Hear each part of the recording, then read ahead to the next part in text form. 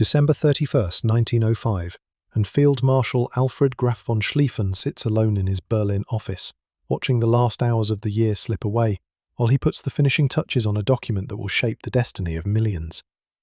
The 72-year-old chief of the German General Staff has spent the past 7 years wrestling with an impossible problem, a military nightmare that keeps him awake at night and dominates his every waking thought. Germany faces enemies on 2 fronts. France to the west burning with revanchist fury over the lost provinces of Alsace and Lorraine, and Russia to the east, a massive empire with seemingly inexhaustible manpower that grows stronger with each passing year. Fighting both simultaneously would require dividing German forces, inviting defeat in detail, yet avoiding a 2-front war seems impossible, given the alliance structure that has emerged across Europe. Schlieffen knows that Germany's only hope for survival lies in speed, in defeating one enemy so quickly that the second cannot intervene effectively, and the memorandum he completes tonight lays out precisely how this miracle will be accomplished. The document, officially titled War Against France, runs to just over 50 pages of dense military prose filled with railway timetables, division deployments, and precise calculations about marching speeds and river crossings. But beneath the bureaucratic language lies one of the most audacious military plans ever conceived, a proposal to defeat France in exactly 6 weeks through a massive wheeling movement that will sweep through Belgium and the Netherlands like a closing door, enveloping the entire French army in a gigantic encirclement that will end the war in the West before Russia can fully mobilize its armies. Schlieffen's plan is born from his deep study of military history, particularly the Battle of Cannae in 216 BC, where Hannibal's Carthaginian army achieved the perfect double envelopment, surrounding and annihilating a numerically superior Roman force. The German field marshal has become obsessed with achieving a similar decisive victory, understanding that modern industrial warfare with its millions of conscripts and vast quantities of material cannot be won through attrition. Germany lacks the population and resources to win a long war against the combined might of France and Russia, meaning victory must come through a single, devastating blow that knocks France out of the war before the Russian steamroller can gain momentum. The strategic situation facing Germany at the turn of the century would give any military planner nightmares, and Schlieffen approaches it with the cold logic of a chess master analysing an endgame position. France has recovered from its humiliating defeat in 1870, building a powerful army equipped with the excellent 75mm field gun, and fortifying its eastern border with Germany through a chain of modern fortresses, stretching from Verdun to Belfort. These fortifications make a direct German assault into France suicidal, as any attack would funnel into killing zones where French artillery and machine guns could slaughter attackers by the thousands. Russia presents an even more daunting challenge, not through military sophistication, but through sheer size. The Russian Empire stretches across 11 time zones, possesses a population of over 160 million, and can theoretically field armies of staggering size. Russian railways remain primitive, and the army suffers from poor training and equipment, but these weaknesses matter little if Russia has time to mobilize its full strength. German war planners estimate that Russia will need at least 6 weeks to fully mobilize and deploy its armies for offensive operations, a crucial window that forms the entire foundation of Schlieffen's strategy. The field marshal understands that Germany cannot defeat both enemies simultaneously, but he believes Germany can defeat them sequentially if the timing is perfect. The plan requires mathematical precision in execution, demanding that German armies move with clockwork efficiency through predetermined routes according to rigid timetables that account for every division, every railway line, every bridge and road junction from the Baltic to the Swiss border. Schlieffen's vision calls for the concentration of nearly 90% of Germany's military strength in the west, leaving only minimal forces to conduct a defensive holding action against Russia in East Prussia. The Western armies, numbering some 1.5 million men in 79 divisions, will be organised into 8 armies stretching from the Swiss border to the Dutch frontier. But these forces will not be distributed evenly, and herein lies the genius and the gamble of Schlieffen's plan. The field marshal intends to create a massively strong right wing in the north, assigning 53 divisions to wheel through Belgium and the Netherlands, while only 8 divisions remain in Alsace-Lorraine as a deliberately weak left wing. This ratio of nearly 7-1 reflects Schlieffen's conviction that modern warfare requires concentration of force at the decisive point, that spreading strength evenly along a front guarantees mediocrity everywhere and victory nowhere. The weak German left wing in Alsace-Lorraine will serve as bait, deliberately inviting French attacks that will draw French reserves eastward, while the massive German right wing descends on Paris from the north. Schlieffen expects the French to attack into Alsace-Lorraine, and he welcomes these attacks because every French soldier committed to the east is one fewer defender facing the German right wing sweeping through Belgium. The German left may be driven back, may even suffer defeats and lose territory, but these setbacks are acceptable, even desirable, as long as the left wing continues to exist and ties down French forces. The Field Marshal famously tells his staff that the man commanding the German left wing must be weak of nerve, willing to accept retreat and criticism, while understanding that his sacrifices enable the decisive victory to be won elsewhere. The operational concept requires the German right wing to cross the Dutch and Belgian borders on mobilization day, designated as M-Day in German planning documents, with the invasion beginning before declarations of war can complicate the diplomatic situation. The 5 armies of the right wing, designated 1st 3/5 armies, will advance in echelon with the 1st Army on the northern flank, covering the greatest distance and moving fastest. These armies will not march in a straight line, but will wheel like a giant door swinging on a hinge located near the fortress of Thionville in Lorraine, with each army maintaining its position in the line, while the northern armies cover greater distances than their southern neighbours. Schlieffen calculates that the 1st Army, the strongest with 16 divisions, will march through Belgium and into France north of Paris, covering approximately 400 kilometres in the first month of operations. The speed of advance is crucial because the entire plan functions on a tight timeline, with each day's march plotted in advance and delays potentially cascading into catastrophic failure. The Field Marshal estimates that German forces must reach Paris by M-Day plus 39, which means covering roughly 10 kilometres per day while fighting battles, crossing rivers, and dealing with the inevitable friction of military operations. This pace is ambitious but not impossible, as German armies in the Franco-Prussian War of 1870 maintained similar speeds, though those forces were much smaller than the masses Schlieffen proposes to move through Belgium. The violation of Belgian and Dutch neutrality forms the cornerstone of the plan, a calculated gamble that Schlieffen accepts with clear-eyed pragmatism. Belgium and the Netherlands are both neutral nations whose sovereignty has been guaranteed by international treaties, including the Treaty of London of 1839, which specifically commits Britain to defend Belgian independence. Schlieffen knows that invading these countries will likely bring Britain into the war, but he judges that the small British expeditionary force of perhaps 150,000 men cannot significantly affect the campaign's outcome if the French are defeated quickly. The Field Marshal views Belgian and Dutch neutrality as convenient fictions that will be swept away by military necessity, calculating that the moral opprobrium of violating neutral rights matters less than the strategic imperative of defeating France. The northern route through Belgium and the Netherlands offers several crucial advantages over direct assault into fortified eastern France. The Belgian border with France is largely unfortified because the Belgians and French both assume that Belgian neutrality will be respected, giving German armies an open avenue of advance into the industrial heartland of northern France. The terrain in Belgium and northern France is generally favourable for military operations, with good roads, railways, and open country that allows rapid movement of large armies. Most importantly, the northern route allows German forces to outflank the entire French defensive system, rendering useless the billions of francs spent fortifying France's eastern frontier. The Belgian army, though brave and well-trained, numbers only 117,000 men,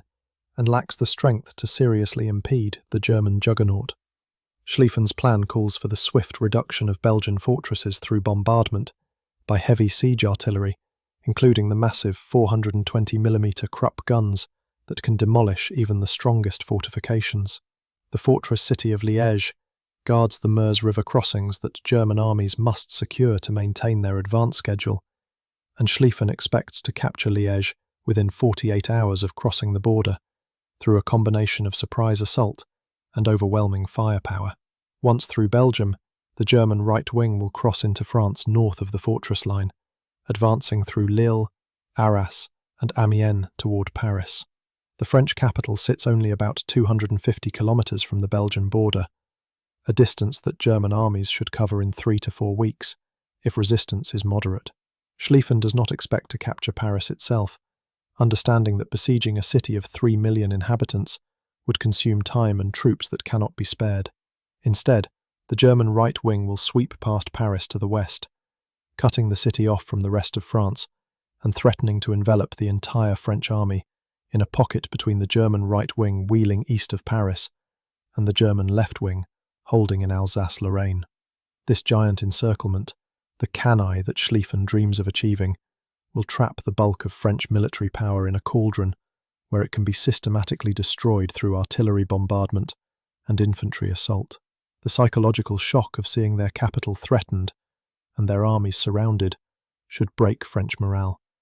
leading to armistice negotiations before Russia can effectively intervene in the west. The railroad network forms the skeleton upon which Schlieffen's plan depends, and the Field Marshal has studied German and Belgian railway capacity with obsessive detail.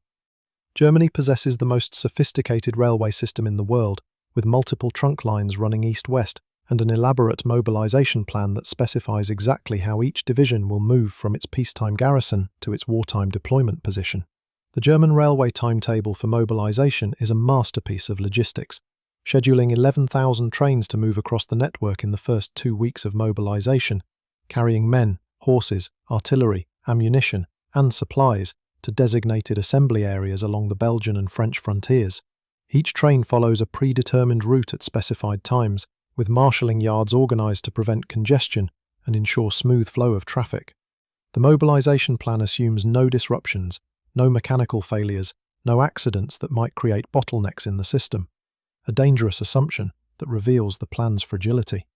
Once in Belgium, German armies will rely on the Belgian railway network to maintain their supply lines, requiring rapid repair of any demolitions the Belgians might execute, and immediate conversion of Belgian rolling stock to German specifications. The logistical demands of supporting 1.5 million men advancing through Belgium and into France are staggering, as each army corps of 40,000 men consumes approximately 200 tons of supplies daily, including food, fodder for horses, ammunition, and medical supplies.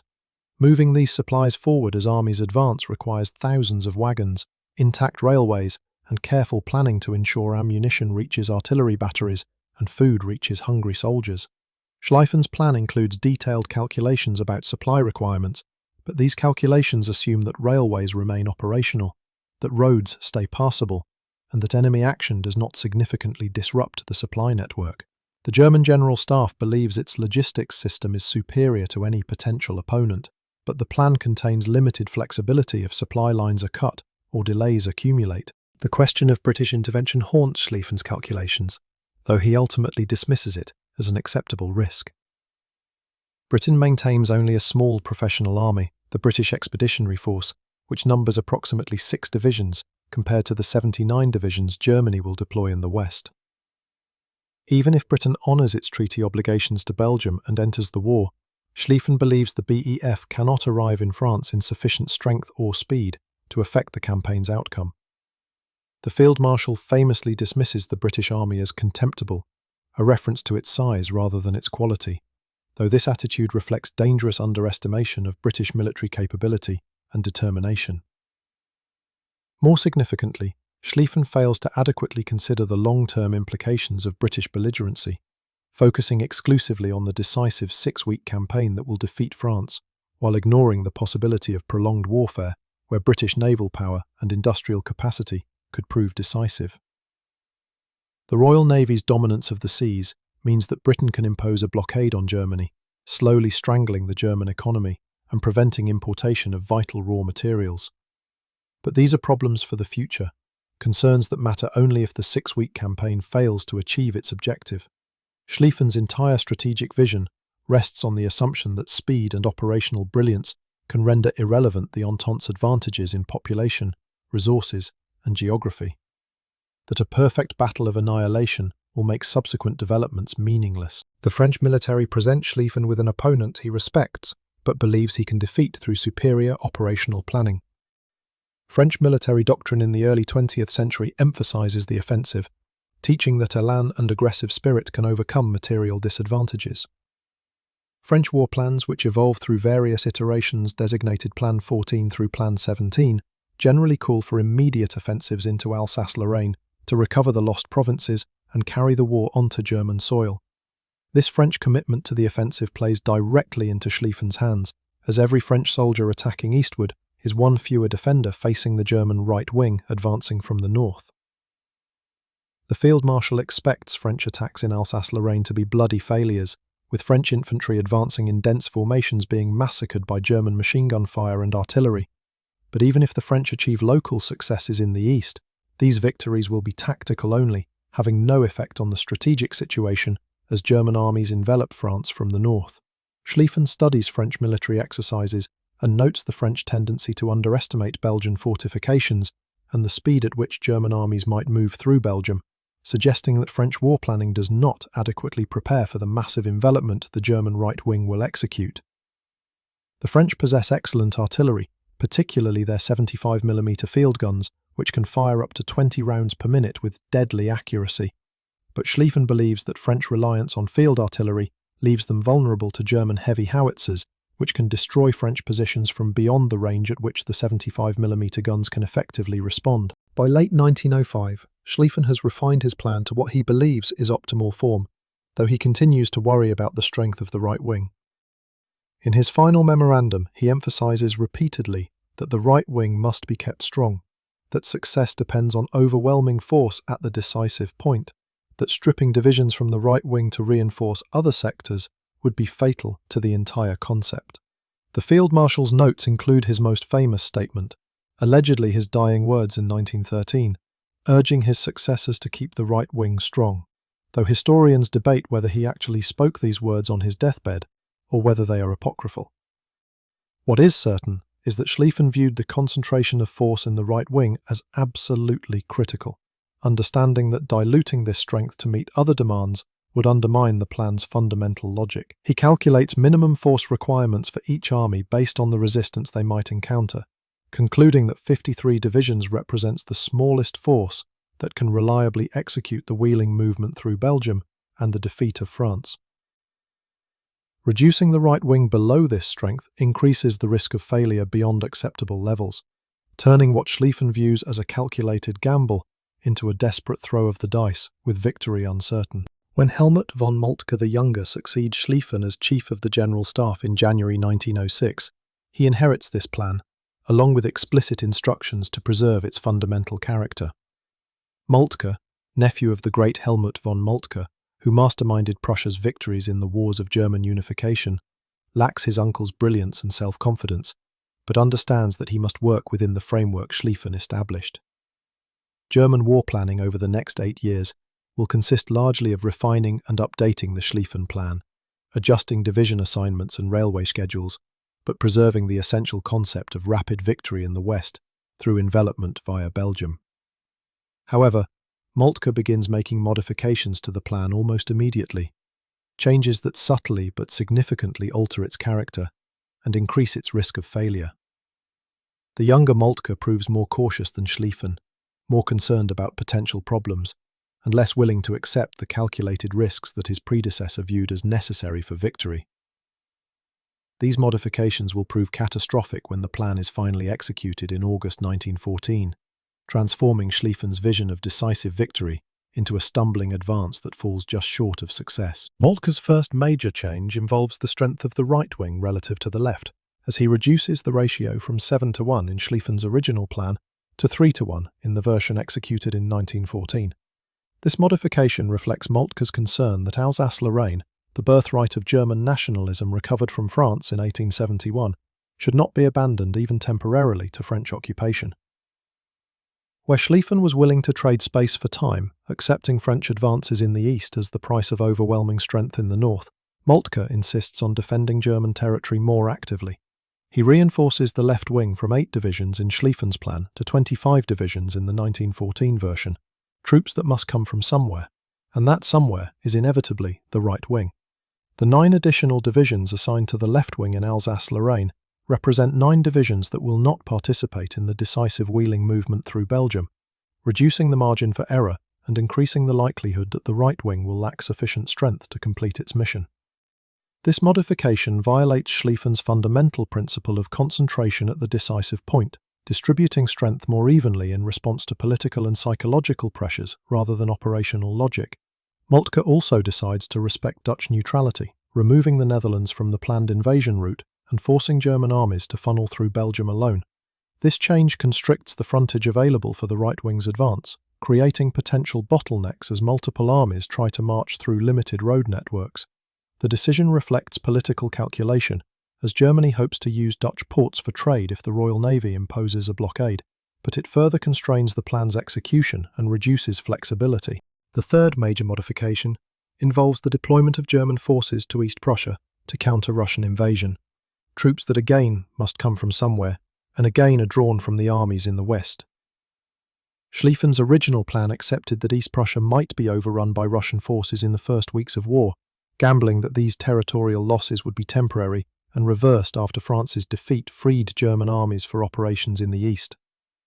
Moltke proves unwilling to accept this risk, fearing both the psychological impact of Russian occupation of German territory and the potential for Russian armies to threaten Berlin if they advance too far into East Prussia.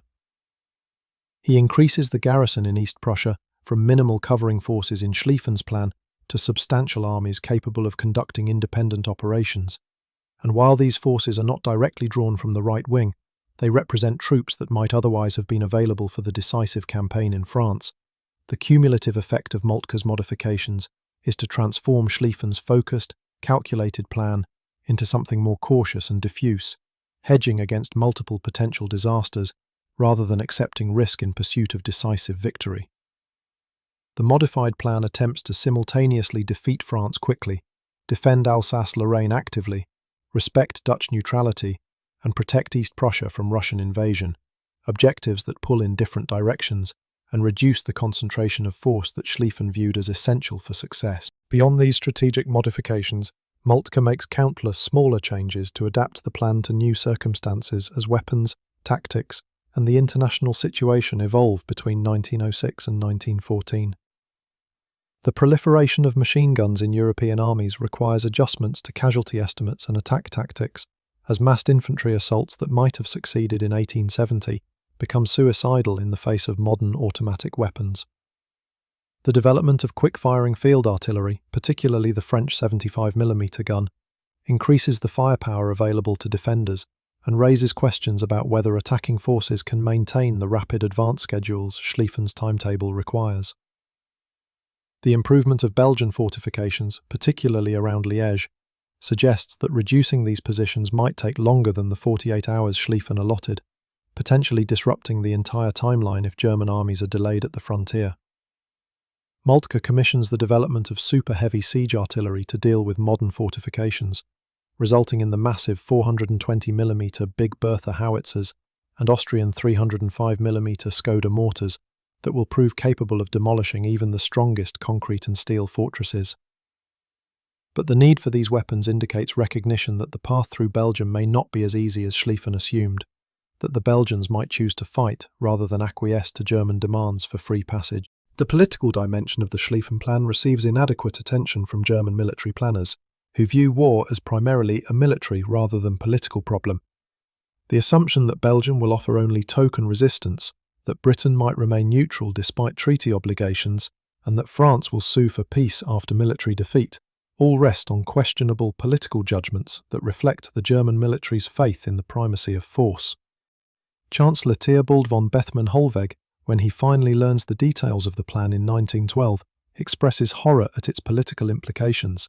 understanding that violating Belgian neutrality will unite world opinion against Germany and make compromise peace difficult, even if the military campaign succeeds. But by this point, the Schlieffen Plan has become so embedded in German military thinking, so central to all railway timetables and mobilization schedules, that changing course would require years of work to develop alternative strategies.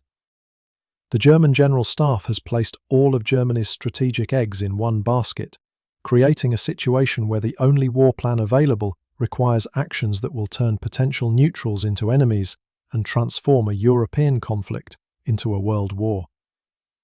The political leadership proves unable or unwilling to force changes to a military plan they do not fully understand,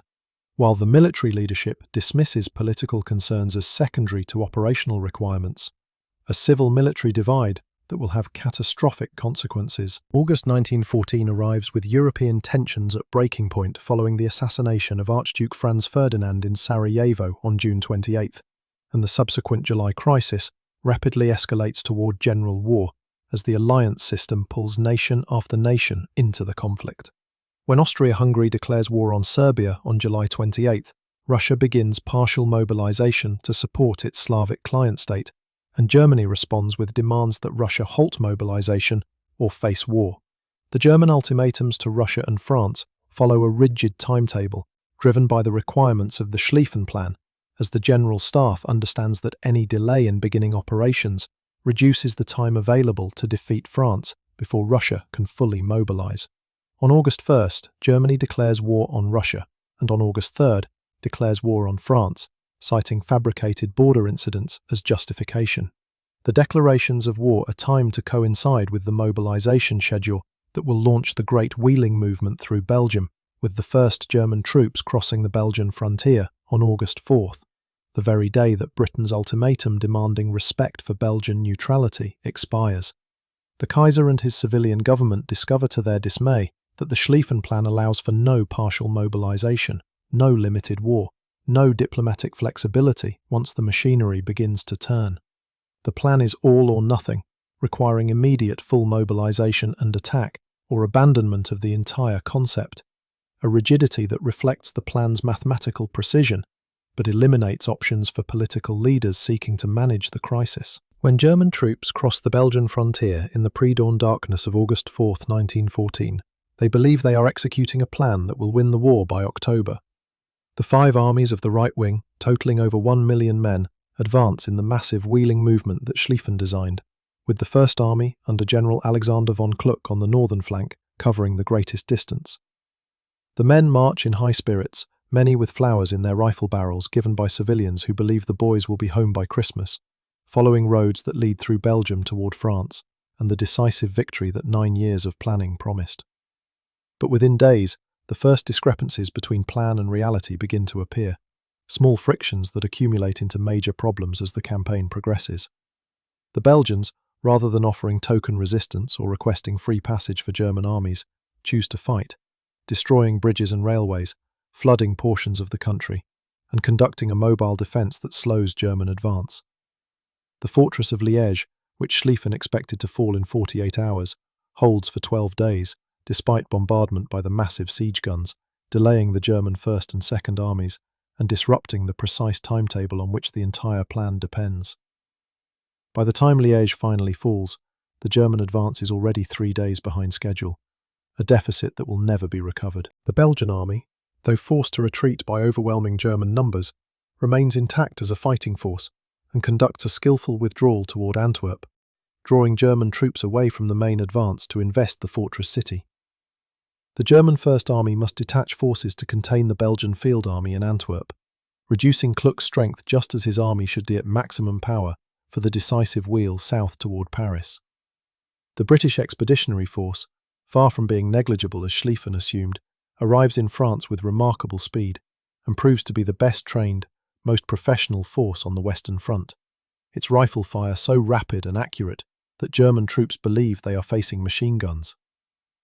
At the Battle of Mons on August 23rd, the BEF inflicts disproportionate casualties on advancing German forces before conducting a skillful fighting retreat that prevents the Germans from enveloping and destroying it.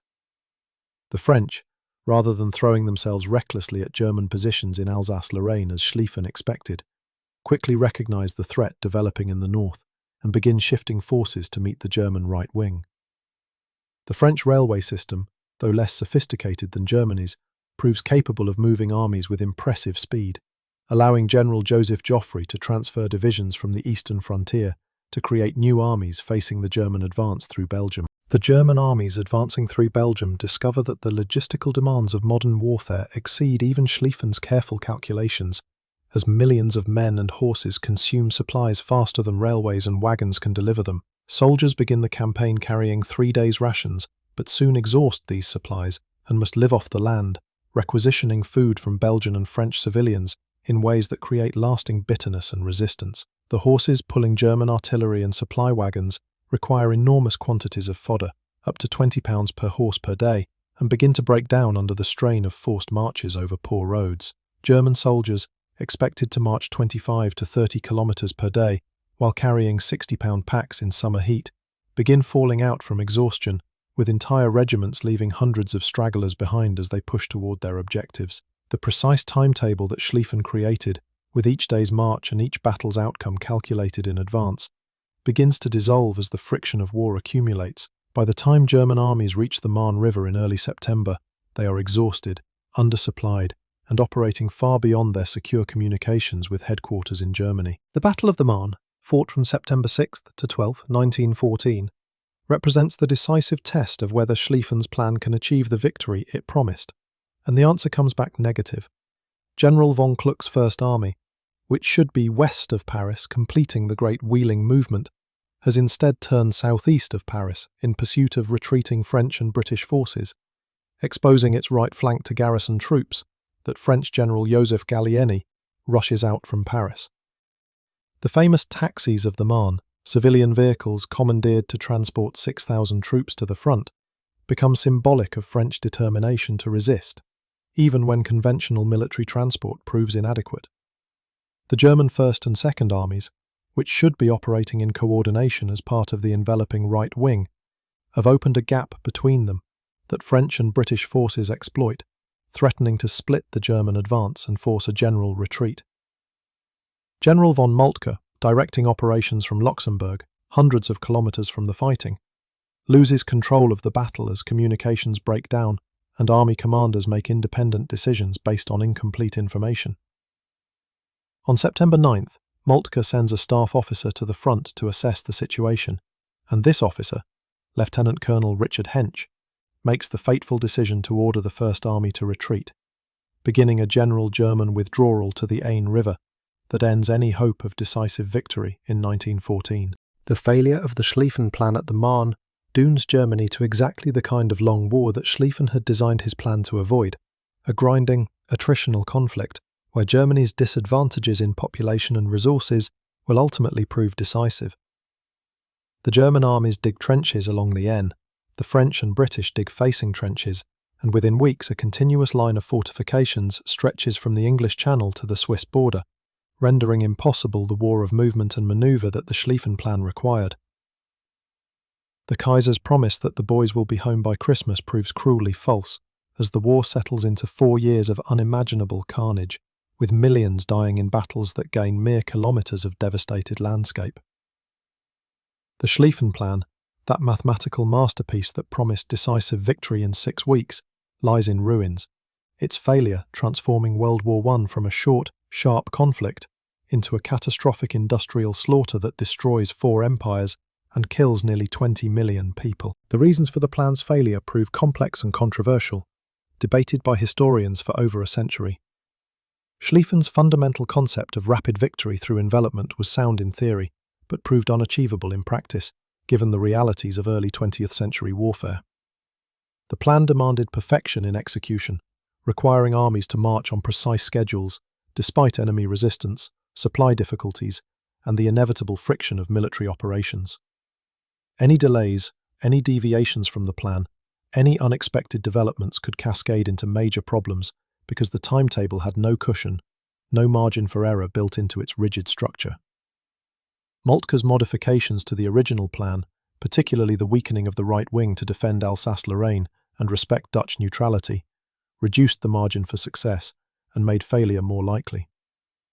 The 28 divisions that Moltke assigned to secondary objectives represent forces that might have provided the decisive weight needed to complete the envelopment of Paris and achieve the victory Schlieffen envisioned. Belgian resistance, though ultimately futile in military terms, proved strategically decisive by delaying the German advance and buying time for French and British forces to react to the threat. The 12 days that Liège held out, the destruction of Belgian railways and bridges, the flooding of the Isère River Valley, and the skillful Belgian retreat to Antwerp all contributed to disrupting the German timetable and reducing the shock effect that rapid advance was supposed to achieve. The British Expeditionary Force, far from being the negligible force Schlieffen dismissed, proved professionally excellent and tough, its presence forcing German armies to deploy for battle rather than simply marching past token opposition. The French army, often portrayed as wedded to suicidal offensive doctrine, demonstrated remarkable flexibility and resilience, recovering from initial defeats in Alsace-Lorraine to create new armies facing the German right wing, and conducting a fighting withdrawal that preserved the army as an effective force. General Joffre's ability to recognize the true threat, shift forces rapidly to meet it, and maintain his composure despite catastrophic early defeats, proves that the French High Command was more competent than Schlieffen assumed. The logistical challenges of supporting massive armies advancing hundreds of kilometers exceeded the capacity of early 20th century transportation and supply systems to solve. Schlieffen's plan required railways to remain operational behind advancing armies, but Belgian demolitions and the need to convert Belgian railways to German gauge caused delays that disrupted supply. Horse-drawn transport, the primary means of moving supplies forward from railheads to fighting units, proved too slow to keep pace with advancing armies, creating a growing supply deficit as the campaign progressed. Soldiers going hungry and horses collapsing from exhaustion are not disciplined troops capable of executing complex maneuvers, and the German armies that reached the Marne were shadows of the forces that crossed the Belgian frontier a month earlier.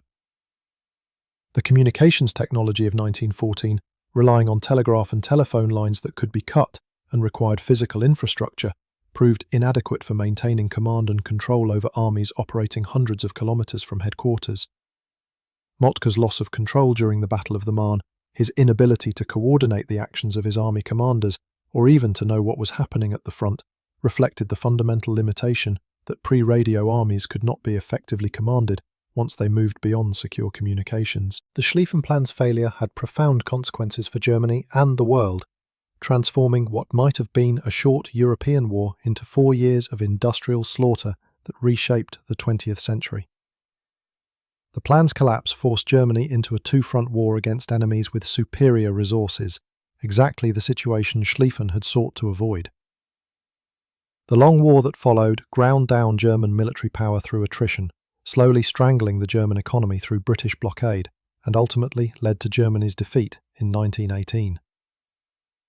The political consequences of the plan proved equally significant, as the violation of Belgian neutrality united world opinion against Germany and made compromise peace more difficult.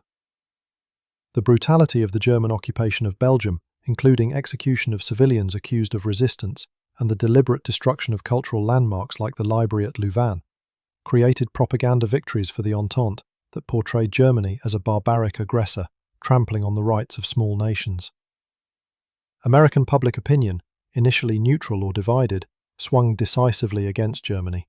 partly due to reports of Belgian atrocities, making it easier for President Woodrow Wilson to eventually bring the United States into the war on the Allied side. The strategic rigidity of the Schlieffen Plan, its all-or-nothing character and lack of flexibility, prevented German political leaders from managing the July crisis diplomatically and locked Germany into a course toward general war once the machinery of mobilization began. The plan's requirement for immediate attack on France, regardless of whether France posed any actual threat to German security, made Germany appear as the aggressor and prevented exploration of alternatives to war. The narrow window for decisive victory that Schlieffen identified, the 6 weeks before Russian mobilization would be complete, created a now-or-never mentality among German military leaders that foreclosed political options and rushed Germany toward catastrophe.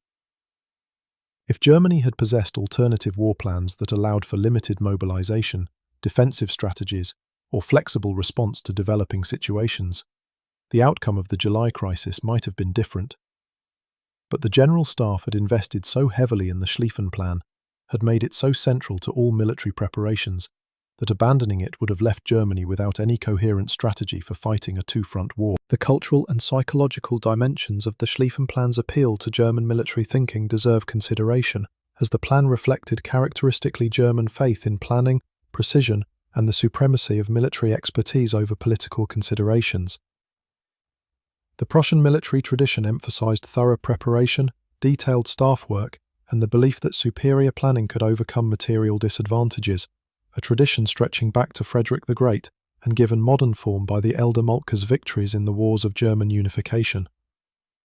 Schlieffen's plan represented the apotheosis of this tradition, a mathematical solution to an insoluble strategic problem that offered the comforting illusion of control over inherently chaotic phenomena. German staff officers studied the plan's details with religious devotion, memorizing railway timetables and march schedules as if these documents were holy writ that could guarantee victory through perfect execution. This faith in planning created dangerous blind spots, particularly the assumption that enemy reactions could be predicted and controlled, that friction in war could be calculated and minimized through thorough preparation, and that operational brilliance could compensate for strategic folly. The plan's appeal also reflected a broader European military culture that valued offensive action and decisive battle over defensive strategies and attritional warfare. Military theorists across Europe in the decades before 1914 emphasized the moral and material superiority of the offensive, teaching that attacking forces possessed inherent advantages over defenders and that bold, aggressive action would overcome any obstacles. This offensive cult, shared by French, German, and Russian military establishments, contributed to the catastrophic first months of World War I, when armies hurled themselves at each other in massive attacks that resulted in horrific casualties without decisive results.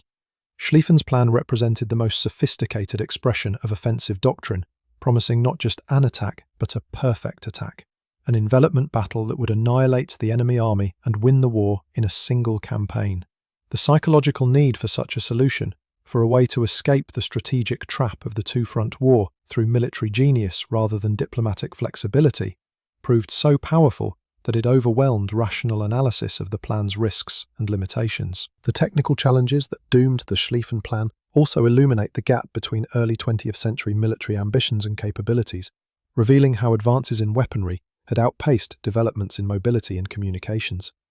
The magazine-fed bolt-action rifle, the machine gun, and quick-firing artillery dramatically increased the firepower available to defenders, making frontal assaults enormously costly and allowing relatively small forces to hold strong positions against much larger attackers.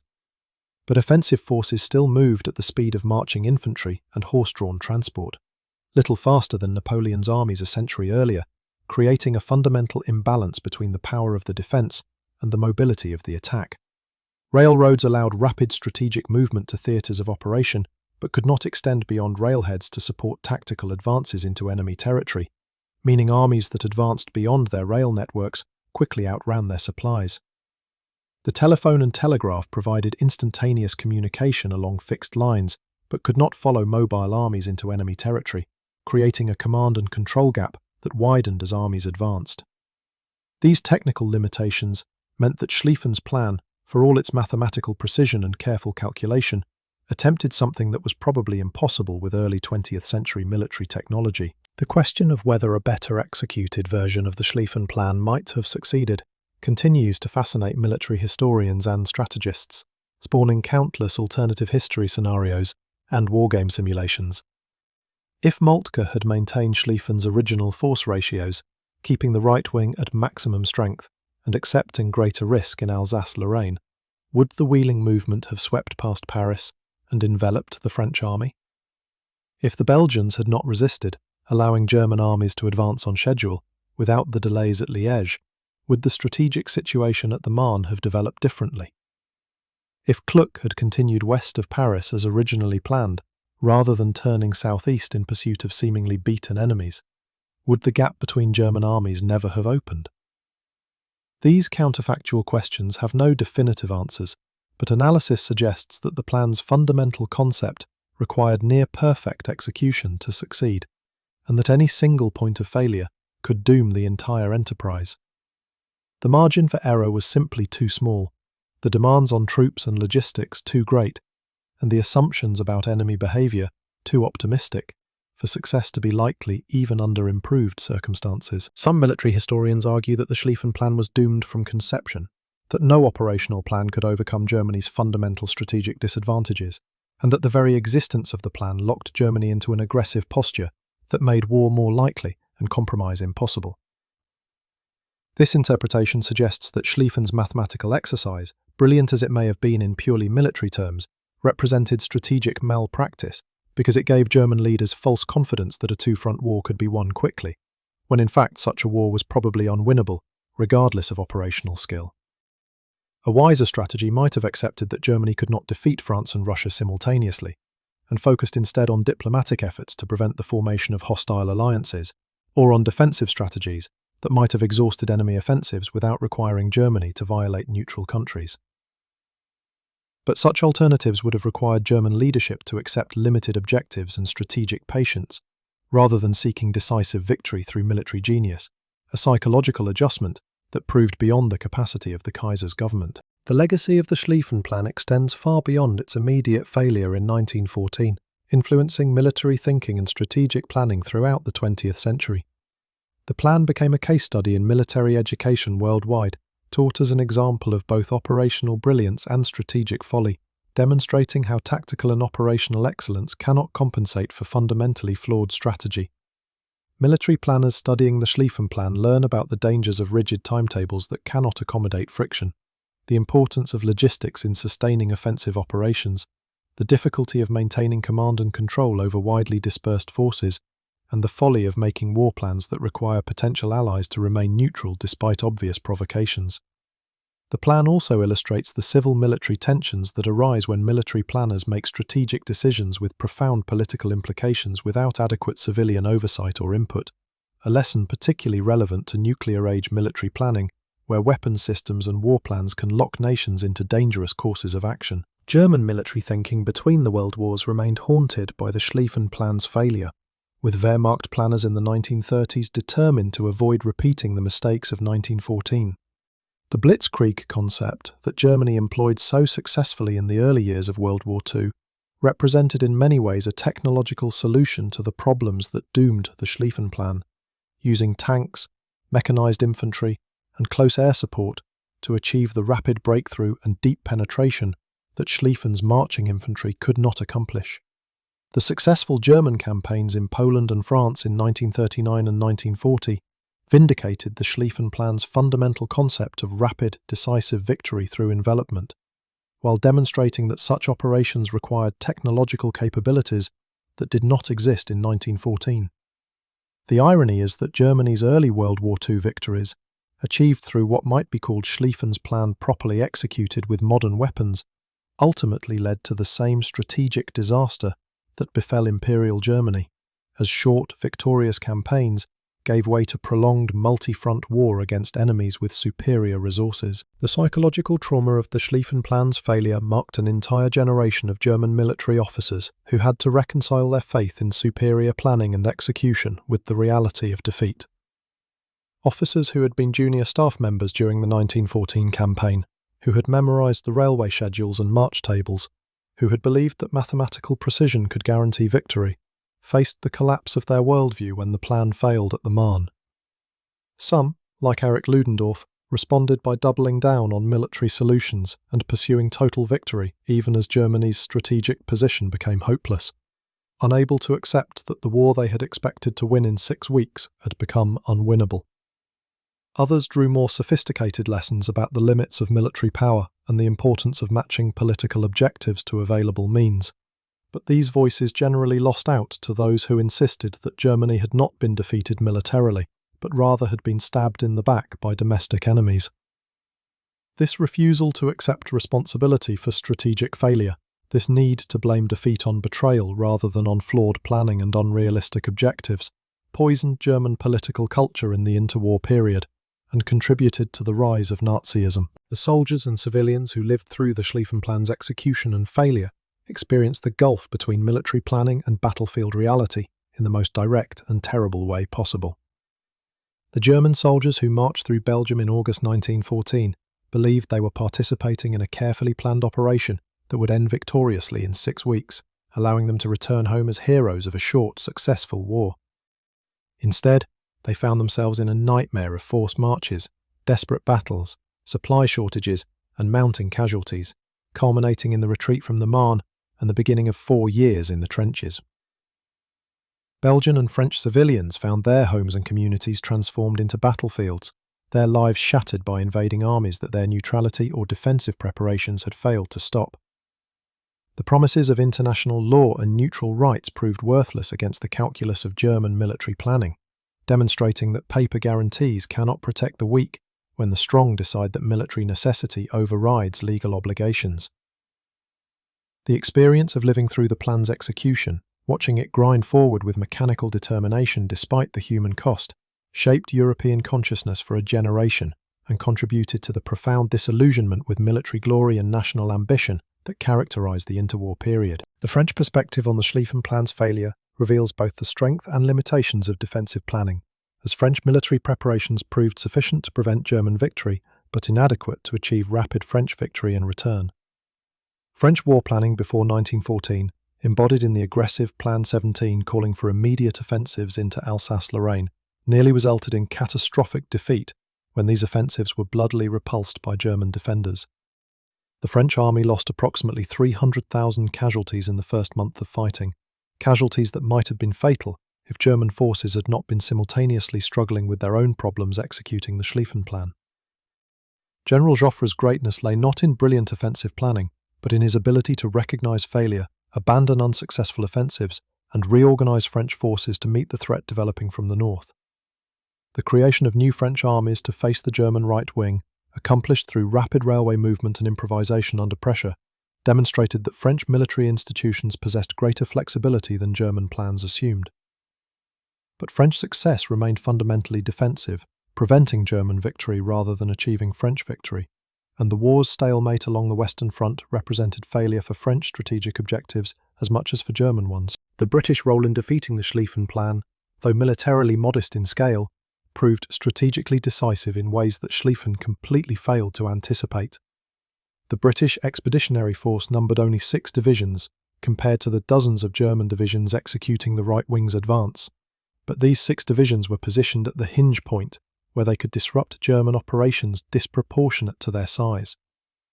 At Mons and during the subsequent retreat, the BEF's professional soldiers demonstrated that small numbers of highly trained troops fighting defensively could significantly delay larger forces, buying time for French armies to reorganize and deploy. More importantly, Britain's entry into the war brought the Royal Navy's dominance into play, imposing a blockade that slowly strangled German access to imports and transformed the war into an attritional struggle where Germany's resource disadvantages would ultimately prove fatal. Schlieffen's dismissal of British military capabilities as negligible represented a profound strategic miscalculation, mistaking the size of Britain's peacetime army for a measure of Britain's potential contribution to a major war. Britain's ability to expand its military through voluntary recruitment and eventually conscription, combined with its industrial capacity and secure sea communications, made it a more formidable opponent than any number of initial divisions suggested. The question of what alternative strategies Germany might have pursued instead of the Schlieffen Plan illuminates the constraints and possibilities facing German strategic planners in the early 20th century. A purely defensive strategy, allowing France and Russia to attack while Germany defended on interior lines, might have exhausted enemy offensives without requiring violation of Belgian neutrality or bringing Britain into the war. German fortifications along the French border, though less extensive than French fortifications facing Germany, could have been strengthened to create defensive positions nearly as formidable as those the French had constructed. A defensive posture would have preserved German moral standing as a nation fighting to defend itself, rather than as an aggressor violating neutral countries, potentially limiting the war's scope and keeping additional enemies neutral. But such a strategy required accepting a long war without the promise of decisive victory, gambling that France and Russia would exhaust themselves against German defences and that political pressures would force them to negotiate before Germany's economic disadvantages became crippling. German military culture found such passive acceptance of enemy initiative psychologically unacceptable, preferring the active pursuit of decisive victory, even if this required enormous risks. An alternative offensive strategy focusing on Russia rather than France might have offered better prospects for success, as Russia's vast distances and primitive infrastructure made it vulnerable to envelopment operations in ways that compact, industrialized France was not. A German offensive into Russian Poland, combined with Austrian attacks from the south, might have achieved decisive victories and knocked Russia out of the war before French forces could mount effective offensives in the west. This Eastern strategy, sometimes called the reverse Schlieffen Plan, had advocates within the German military establishment who argued that defeating Russia would automatically neutralize France by removing its ally and leaving France facing Germany alone. The strategy avoided violating Belgian neutrality, might have kept Britain neutral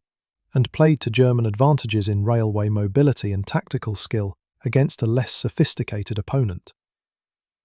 But Schlieffen rejected this approach because he believed Russian distances were too vast for decisive victories, that even successful German advances would be absorbed by Russia's depth without achieving the battle of annihilation that Schlieffen viewed as essential. The Field Marshal's obsession with repeating Cannae, with achieving the perfect encirclement that would end the war in a single campaign, blinded him to alternative approaches that might have been more realistic, even if less theoretically perfect. The diplomatic alternative to Schlieffen's military solution would have required Germany to prevent the formation of hostile alliances through skillful international relations, rather than planning to defeat those alliances through military operations. Germany's diplomatic isolation in 1914, facing hostile France and Russia with only unreliable Austria-Hungary as an ally, resulted partly from German diplomatic choices in previous decades, including the decision not to renew the reinsurance treaty with Russia in 1890 and the aggressive naval building program that alarmed Britain. A more restrained German foreign policy, one that accepted that Germany could not simultaneously challenge British naval supremacy, French continental interests, and Russian influence in Eastern Europe, might have prevented the encircling alliances that created the two-front war problem Schlieffen struggled to solve. But such diplomatic restraint required accepting that Germany's power had limits, that achieving security through accommodation rather than through intimidation, a psychological adjustment that German leadership proved incapable of making. The Schlieffen Plan in this sense represented the military expression of broader German strategic culture that preferred confrontation to compromise and sought absolute security through military dominance rather than relative security through diplomatic balance. The final days of the Schlieffen Plan's existence as an operational concept, as German armies retreated from the Marne in September 1914, mark one of the great turning points in modern history. On September 9th, when Lieutenant Colonel Hensch orders the German First Army to retreat, he is not simply making a tactical decision about one army's position, but is ending the entire strategic concept that has dominated German military planning for 9 years. The retreat from the Marne means that France will not be defeated in 6 weeks, that Russia will have time to fully mobilize and threaten Germany's eastern frontier, that the war will become the prolonged attritional struggle that Schlieffen designed his plan to prevent. The armies that begin digging trenches along the Aisne River are creating the Western Front,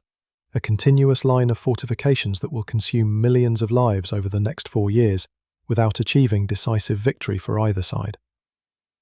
The war that German soldiers expected to end by October 1914 will continue until November 1918, destroying 4 empires, killing 17 million people, and creating political and social upheavals that reshape the modern world. Schlieffen himself dies in January 1913, never seeing his plan executed or learning of its failure, and historians debate what the old Field Marshal might have thought had he lived to see August 1914. Would he have recognised that his successor's modifications fatally weakened the plan's concept? Or would he have acknowledged that his original plan was also flawed, demanding achievements beyond the capacity of any army with early 20th century technology? The answer cannot be known, but Schlieffen's character suggests he would have blamed the plan's executors rather than acknowledging flaws in the plan itself, insisting that perfect execution would have achieved the victory that imperfect execution failed to deliver. This refusal to accept that some military problems have no operational solutions, that strategic constraints cannot always be overcome through tactical brilliance, represents the fundamental flaw in Schlieffen's thinking that extends beyond the specific failures of his plan for defeating France. The Schlieffen Plan's place in military history rests not only on its spectacular failure, but on what that failure reveals about the nature of modern warfare and the limits of military planning. The plan demonstrates that operational excellence cannot compensate for strategic folly, that brilliant tactical designs cannot overcome fundamental political and logistical constraints,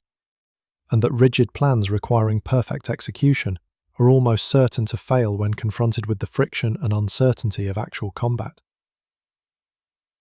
Modern military planning has absorbed these lessons, emphasizing flexibility over rigidity, sustainment over speed, and the integration of political considerations into military planning from the beginning, rather than treating them as secondary concerns. The German General Staff's failure to adequately consider the political implications of violating Belgian neutrality, the logistical demands of supporting rapid advance over long distances, and the possibility that enemy forces might react more effectively than expected, represents cautionary tale studied in military institutions worldwide. The plan serves as a reminder that assumptions about enemy behaviour, about the reliability of transportation networks, about the duration of sieges and the speed of advances, must be tested against realistic assessments rather than optimistic hopes. In the end, the Schlieffen Plan represents one of history's great might-have-beens, a military concept so bold and comprehensive that its failure to achieve its objectives seems almost inevitable in retrospect, yet close enough to success that slight changes in execution or circumstances might have produced radically different outcomes. If Liège had fallen in 48 hours as planned, if the Belgian army had not resisted, if the BEF had been delayed in deploying to France, if Kluck had continued west of Paris rather than turning southeast, if Moltke had maintained better command and control, if any of dozens of individual decisions had been different, might the Germans have achieved the decisive victory that Schlieffen promised? Or was the plan fundamentally flawed from conception, demanding achievements beyond the possible, and based on assumptions that could never have been valid? These questions continue to fascinate because they illuminate broader questions about the role of planning, chance, and human decision in shaping historical outcomes. About whether great events are determined by long-term forces and structural conditions, or whether individual choices and contingent circumstances can genuinely alter the course of history. The soldiers who died implementing the Schlieffen Plan, German, French, British, and Belgian, sacrificed their lives for strategic concepts they barely understood, following orders issued by commanders operating on assumptions that proved fatally wrong. The cemeteries that stretch across Belgium and northern France, marking the route of the German advance and the Allied defence, testify to the human cost of strategic miscalculation and the gap between the clean lines on staff maps and the chaos of actual combat. These men deserved better than to be pawns in a strategic game whose rules guaranteed that most of them would die regardless of which side achieved its objectives, and their sacrifice should inspire not glorification of military planning, but rather sober recognition of its limitations and costs. The Schlieffen Plan killed its participants not through malicious intent, but through the hubris of believing that mathematical precision could control the uncontrollable, that human will and superior planning could overcome fundamental constraints, and that decisive victory could be achieved through operational brilliance alone, without regard to strategic wisdom or political reality. In this sense, the plan's failure was not just a military defeat, but a moral lesson about the limits of human control over events and the dangers of mistaking technical mastery for genuine wisdom.